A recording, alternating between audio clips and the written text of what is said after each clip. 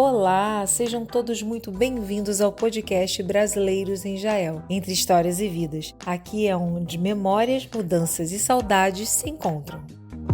Eu sou a Nívia Carvalho e nessa série vamos contar as histórias de pessoas que ligam o Brasil a Israel, suas adversidades, sonhos, memórias e saudades.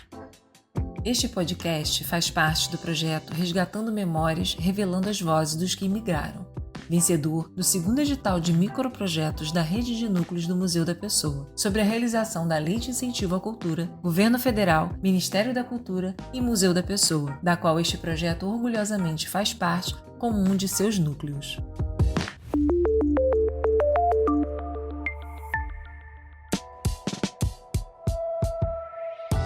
Bom, nesse primeiro bloco nós vamos entender um pouco mais alguns detalhes sobre esse movimento de alguns brasileiros que imigraram para Israel, a Aliá. No episódio passado, nós ouvimos as histórias de Antônio e Sabrina, que mesmo em décadas diferentes, realizaram o sonho de recomeçar um novo capítulo de suas vidas em Israel. Este sonho pode ser explicado pelo significado da Aliá. No episódio de hoje, para esta missão, eu vou contar com a participação especial de um dos coordenadores desse projeto, Carlos Alberto Póvoa, professor do curso de Geografia da Universidade Federal do Triângulo Mineiro e doutor em Geografia Humana pela USP. E se estamos falando de processos de imigração e adaptação de brasileiros em um novo território, acho que estamos muito bem acompanhados hoje. Seja bem-vindo, Carlos! Olá, Nívia. Olá a todos os ouvintes. É um prazer estar aqui a falar deste projeto tão especial, realizado com o apoio do Museu da Pessoa. Carlos, então, eu gostaria que começássemos falando um pouquinho mais de você. Conta pra gente um pouco da sua área de pesquisa, o que levou você ao Núcleo Brasileiros em Israel. Bom, a minha pesquisa, ela veio de encontro com a pesquisa da professora Adriane Russi. Quando eu terminei o meu pós-doutorado em parte da USP, parte em Israel, na Universidade de Ben Gurion, onde eu desenvolvi um estudo sobre a Aliá de brasileiros em Israel, a imigração desses brasileiros em Israel. Ali eu pude constatar um princípio da territorialidade, da construção desse território da identidade brasileira em Israel e perceber que há grupos que se reúnem, que se encontram e que se formam uma comunidade, até mesmo uma congregação, para que eles possam permanecer, vamos dizer assim, unidos dentro da proposta da brasilidade. Em relação ao meu doutorado, eu trabalhei sobre territorialização dos judeus da cidade de São Paulo, onde eu fiz um trabalho, um levantamento bem interessante, que eu saí da questão da Europa, desses imigrantes da Europa que migraram por questões das mazelas econômicas, perseguições políticas, religiosas, e vieram para o novo continente, na perspectiva de sonhos, como o sonho americano. Muitos vieram para o Brasil por engano, achando que estavam indo para a Argentina, mas desciam no Rio de Janeiro. Outros desciam no Porto de Santos. Então, assim foi construindo uma imigração judaica para o Brasil, principalmente vinda da Europa Oriental. Polônia, Ucrânia, Romênia, Moldova, República Tcheca, Bulgária, enfim, Iugoslávia, quer dizer, vieram daquela região para cá. Então, nesse meu doutorado, eu fiz um levantamento para a distribuição desses judeus no Brasil. Então eu cheguei a um entendimento, durante a minha pesquisa, que as primeiras colônias judaicas, as primeiras comunidades judaicas no Brasil se instalaram na região do Nordeste, principalmente Recife, onde chegavam judeus da Holanda, e que mais tarde foram expulsos, e 23 judeus se reuniram, foram embora e foram para Nova York, Estados Unidos, e fundaram Nova York. Compraram lá uma ilha chamada Nova Amsterdã, e que fundaram Nova York. Uma outra leva foram de judeus que foram para o norte do Brasil, Belém e Manaus, principalmente, na busca da seringa, da seringueira, da borracha. Encerrando o ciclo da borracha, muitos desses judeus, de origem marroquina, Mara Avinita, desceram para a região do Rio de Janeiro, principalmente. No Rio de Janeiro já haviam alguns judeus vindos da Europa também. Então eles se reuniram. Então você tem uma comunidade bem distribuída, e que foram recebendo os outros que chegavam durante a Segunda Guerra Mundial. O movimento vindo de lá para cá é um movimento interessante, que não tem um nome específico, tem só diáspora, judeus da diáspora. Então, esses que vieram para o Brasil tiveram a sua segunda geração, a terceira geração com certeza já estavam fazendo o processo das Aliyot. E aí, então, nós temos em Israel muitos brasileiros que ainda têm parentes aqui no Brasil, né? Ainda tem uma comunicação.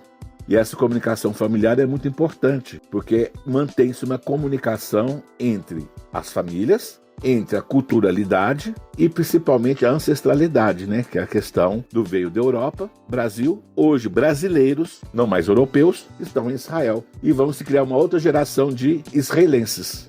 E a minha entrada neste grupo de pesquisa, nesse núcleo de pesquisa, trouxe-me como colaborador, professor colaborador desse projeto, que eu vejo de grande importância, de grande intuito de mostrar a questão dos brasileiros em Israel, que são poucos estudados, né? Há grupos de estudos dos argentinos, dos grupos franceses, enfim, dos outros grupos de judeus que migraram, né? Que fizeram aliar para Israel, e os brasileiros ainda não têm essa perspectiva, como, por exemplo, um museu que possa lançar ali todo o histórico geográfico da presença de brasileiros em Israel. Então, a minha entrada por meio dessa pesquisa veio através do meu pós-doutorado, e aí, com o convite da professora, eu aceitei, obviamente, vi uma oportunidade de desenvolver novas ideias, novos projetos ao lado dessa equipe maravilhosa, que é com a professora Deb também, de participar com estudos de aplicação geográfica, mapas, entendimentos cartográficos e por aí vai. Muito bacana essas coincidências da vida, né, Carlos? Você estava produzindo em seu pós-doutorado justamente uma pesquisa sobre brasileiros em Israel e esse processo de adaptação tanto geográfica quanto cultural. Acho que esse núcleo tem como uma de suas potencialidades justamente a de reunir essas mentes e projetos em comum. Assim todo mundo se ajuda, né? E este tema vai ganhando ainda mais camadas. E aliás se torna um ponto de partida de muitas dessas análises. E agora nós estamos em um momento onde muitos jovens judeus estão com os olhos voltados para Israel, com o desejo de se juntar a Aliá. Será que você poderia, assim, nos explicar o que exatamente isso significa? Desde quando esse movimento existe? A questão da Aliá é uma questão que tem um histórico um pouco longínquo, porque ela vai nos remeter mais ou menos umas 11 Aliyot que tiveram para o Estado de Israel. Desde 1882, eu vou dar até a média da minha pesquisa do pós-doutorado, até 2015, 2016. Nós tivemos uma primeira aliá de 1882 a 1903. Depois uma segunda aliá de 1904 a 1914. Uma terceira aliá de 1919 a 1923. Uma quarta aliá de 24 a 29. Uma quinta aliá de 29 a 39, depois uma aliá Bet, que a gente chama de aliá Bet, que é o retorno para casa, que ocorreu justamente no período da Segunda Guerra Mundial, que foi de 33 a 48. A sétima aliá, a gente pode chamá-la de aliá para o Estado de Israel, que aconteceu pós-fundação do Estado de Israel, que é de 48 a 1960. Uma oitava aliá, a gente pode chamar de aliá de outras partes do Oriente Médio e do Norte da África, dos países árabes principalmente, que ocorreram por volta dos anos 60 e dos anos 74. A nona aliá, a gente pode entender que chama aliá dos estados pós-soviéticos, que foi com a perestroika e a glasnost, no período Mikhail Gorbachev, que foi para os anos 90 e 91, quando houve a dissolução da União Soviética. E aí tivemos a saída de muitos judeus da Ucrânia, da própria Rússia, da Bielorrússia, né, de países soviéticos europeus, não dos países soviéticos asiáticos, né? A gente teve depois uma décima aliá, que foi a principal da Ucrânia, advinda aí dos anos 2011 até os dias atuais, né? E a 11ª Aliyot, que foi a Aliyot da Argentina e a chamada Aliyot francesa, que iniciou no ano de 2015 até os dias atuais também.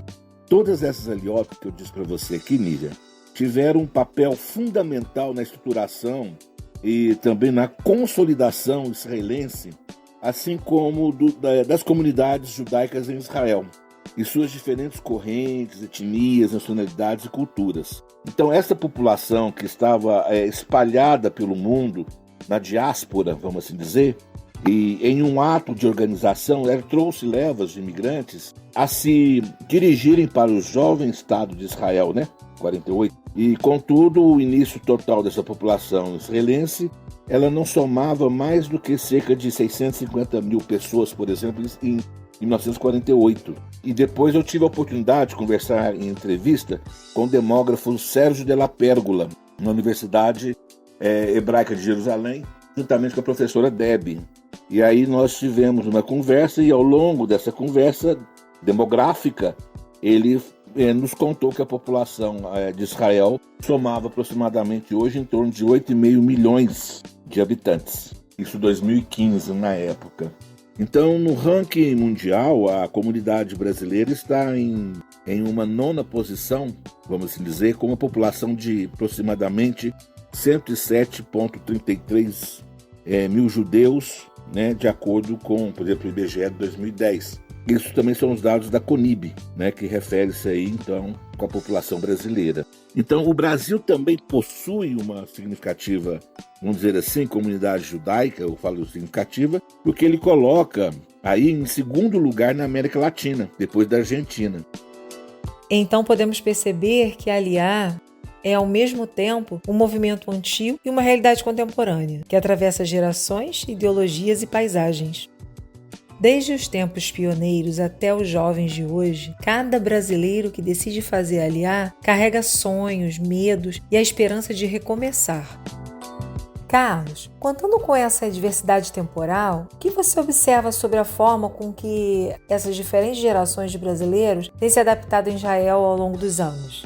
Esses brasileiros que lá estão em Israel, eles têm um processo de territorialização interessante, porque além de eles estarem já territorializados, morando lá, eles precisam, de uma certa maneira, manter a identidade brasileira acesa, porque existe uma linguagem materna ainda, que é a língua portuguesa. Como você resgata isso? Como você coloca essa permanência da identidade funcionando? Por meio de encontros dos grupos comuns da comunidade brasileira. Então, existem algumas cidades que recebem mais brasileiros do que outras no Estado de Israel.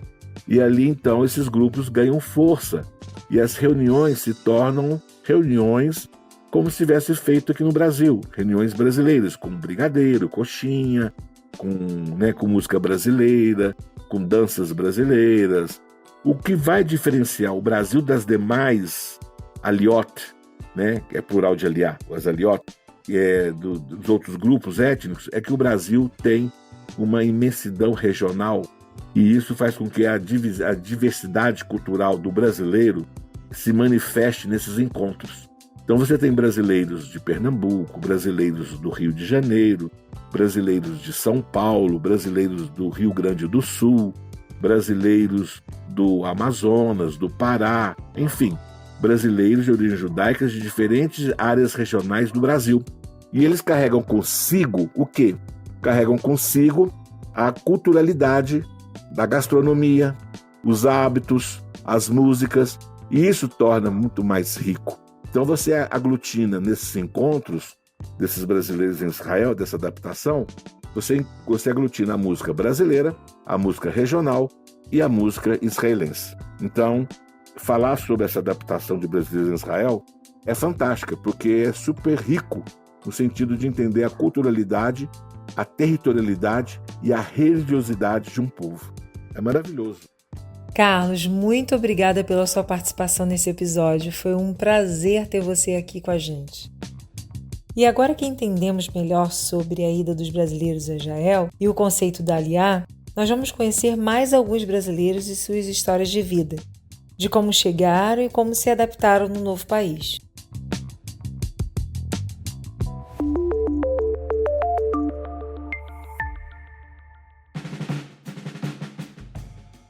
Durante 85, eu cheguei a cursar o primeiro ano de comunicação social na Praia Vermelha. Era novinha, eu também estagiei numa agência de propaganda chamada Diller e Associados. Eu falei assim, eu sou muito nova para começar a trabalhar assim nessa vida de adulto. Aí eu falei, quero tirar um time off, mas aí meu pai falou assim, time off, só Israel. Eu falei, ok, então será Israel. A gente chegou em Israel no final de dezembro, a gente fez janeiro no kibbutz, no Golani, depois a gente passeou por um mês, né, em fevereiro, e o pessoal foi embora, e eu fiquei. E eu já tinha avisado meus pais que eu ia ficar. Eu já fui embora do Brasil dizendo, provavelmente eu vou ficar, se eu gostar. Aí eu fiquei mais 6 meses aprendendo hebraico no kibbutz, que até hoje eu tenho contato com esse kibbutz, eu tenho uma família, e aqui existe a família adotiva do kibbutz, né, que é aquela família que te recebe. E fiquei lá estudando hebraico no Ulpan meio ano. Quando terminou, também me perguntaram, você quer fazer mais alguma coisa? Eu falei, quero. Aí foi quando eu pedi para participar numa escavação arqueológica em Gamla.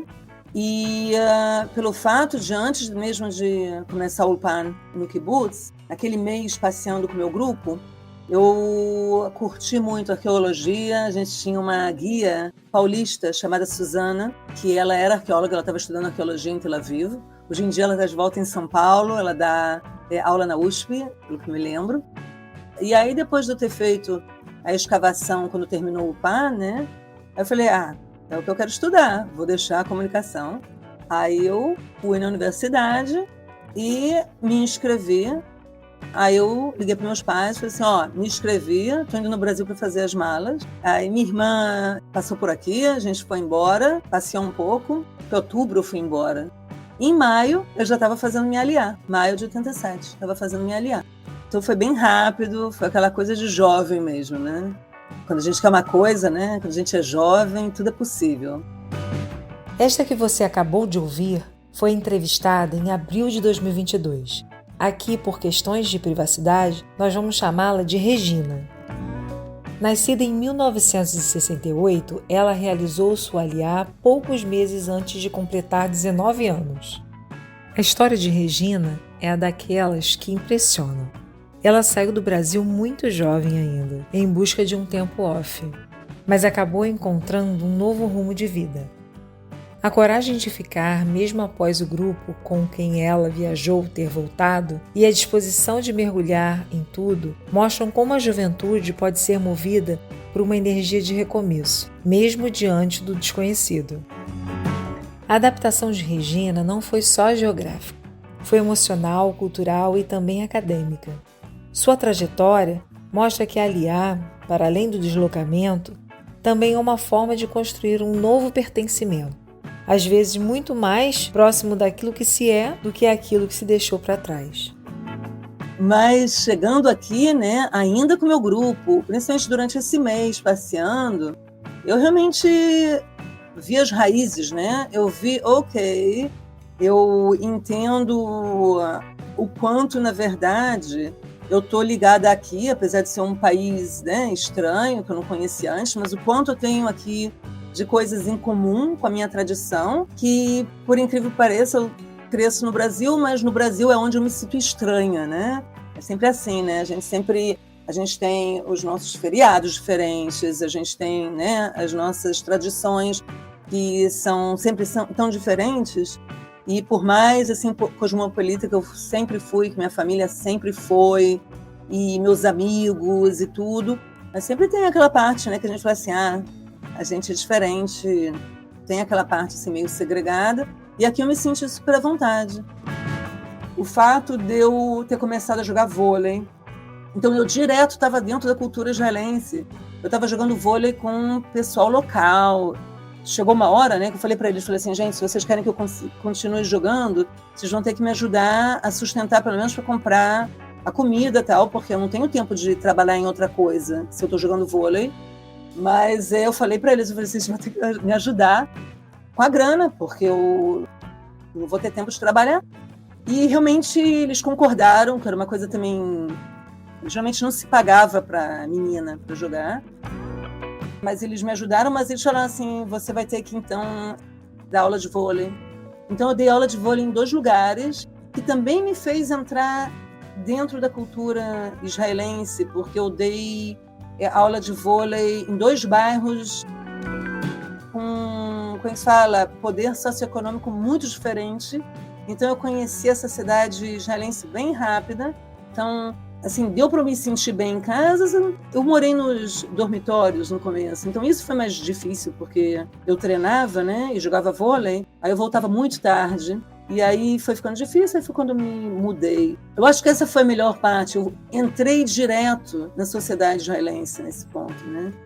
Então, eu acho que isso foi importante, o hebraico melhorou direto.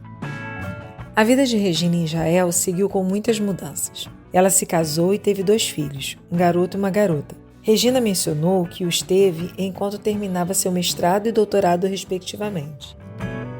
Ela se dedicou bastante à sua formação e ao espaço acadêmico ao longo dos anos. Atualmente é especializada em arqueologia islâmica e leciona cerâmica islâmica na Universidade Hebraica de Jerusalém. Regina também lidera uma especialização em arqueologia islâmica, que foi criada devido ao seu interesse na área. Mesmo tendo construído toda a sua vida em Israel, Regina ainda se sente conectada com suas raízes brasileiras e tenta transmitir essa conexão aos seus filhos.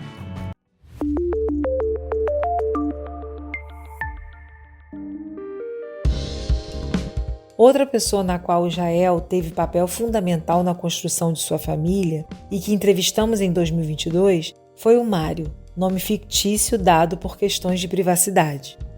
Como minha filha já estava em Israel há 10 anos, a gente ia para Israel 1 ou 2 vezes por ano. Na verdade, eu conheci Israel em 1976. Eu fui trabalhar num kibbutz em Israel em 76. E foi lá que eu conheci minha mulher. A brasileira que foi no mesmo grupo. A gente não se conhecia no Brasil, se conheceu lá. E voltamos namorando e casamos, estamos juntos até hoje. Então, eu tenho um certo conhecimento de Israel. Então, é lógico, morar de vez não é a mesma coisa que ser turista. Mas eu já tinha passado períodos de 1 mês e meio.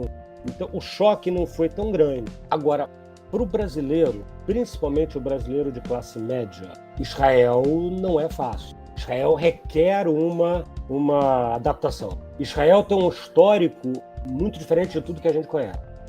A vida de Mário, antes de ir para Israel, estava muito ligada à sua formação e à cultura familiar. Ele é formado em engenharia mecânica e trabalhou na mesma empresa japonesa por quase 40 anos, até se aposentar em 2017.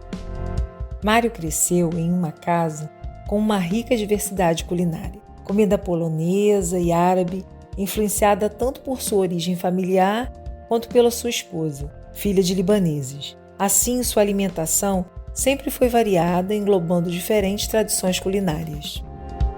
As frequentes visitas à sua filha prepararam um pouco Mário para a futura mudança. A decisão de se mudar para Israel surgiu em parte devido à pandemia, que acelerou o processo de imigração.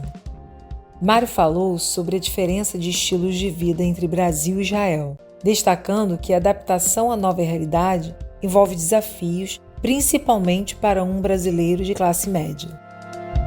E então, para o brasileiro que está acostumado com um país em que você tem mão de obra barata, você tem serviços baratos, você contrata uma diarista 3 vezes por semana, uma mulher vai fazer a unha 2 vezes por semana, tem Uber, chega em Israel, é outra realidade. É uma realidade muito mais europeia. Olha só, você precisa da casa arrumada? Arrume. Né?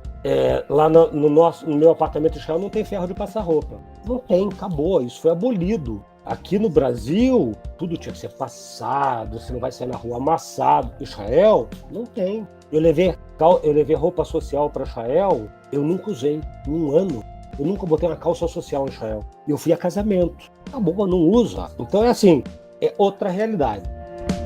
Mário e sua esposa se mudaram para Israel em meio à pandemia e se estabeleceram em Natânia, onde a esposa conseguiu um emprego como professora em uma escola internacional. Ele, por sua vez, alugou um espaço em um kibbutz, onde trabalhava com marcenaria e estudava hebraico. Ele também destacou a importância de estar aberto a novas experiências e de como essa mentalidade é crucial para a adaptação. Mário havia visitado Israel diversas vezes antes de se mudar definitivamente, o que ajudou a suavizar o choque cultural. A culinária também foi um aspecto significativo de sua adaptação, pois ele se acostumou com a comida local e ainda prepara pratos brasileiros em casa. Mário também fala sobre as questões culturais, como a informalidade no serviço em restaurantes e a diversidade de comidas disponíveis. Ele aprecia a comida árabe e russa, que é comum em Israel, e tem conectividade com a comida brasileira, que é frequentemente vendida entre a comunidade brasileira por meio de grupos de WhatsApp.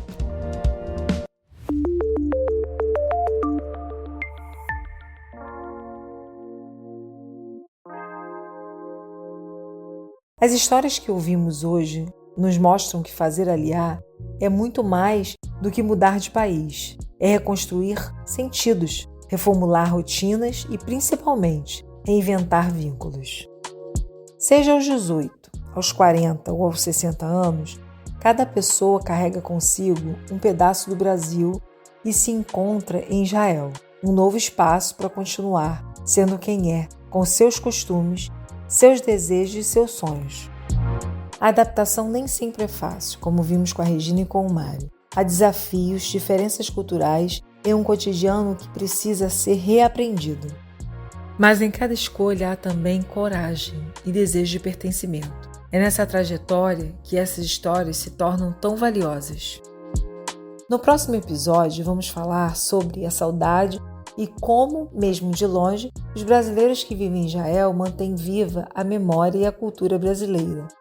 Nos cheiros, na comida, nas festas, nas receitas e principalmente nas lembranças. Se estiver nos ouvindo pelas plataformas digitais de áudio, compartilhe este episódio com seus amigos e familiares. Se estiver no YouTube, não esqueça de curtir e deixar seu comentário. Acompanhe este projeto também nas redes sociais.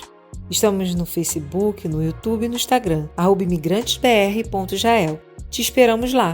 Este foi um episódio Brasileiros em Israel, entre histórias e vidas. Uma parceria entre a Universidade Federal Fluminense, Universidade Federal do Estado do Rio de Janeiro, Universidade Federal do Triângulo Mineiro, Universidade Ben Gurion do Negev, Universidade Hebraica de Jerusalém e o Museu da Pessoa. Apresentado por mim, Nívia Carvalho, com os comentários de Carlos Alberto Póvoa. A produção é de Natan Guimarães, Nívia Carvalho, Emily Gadelha, Jorge Marques e Sara Correia. A direção, roteiro e edição é de Natan Guimarães. E as trilhas deste podcast são diretamente do YouTube Audio Library. Obrigada pela companhia e até a próxima!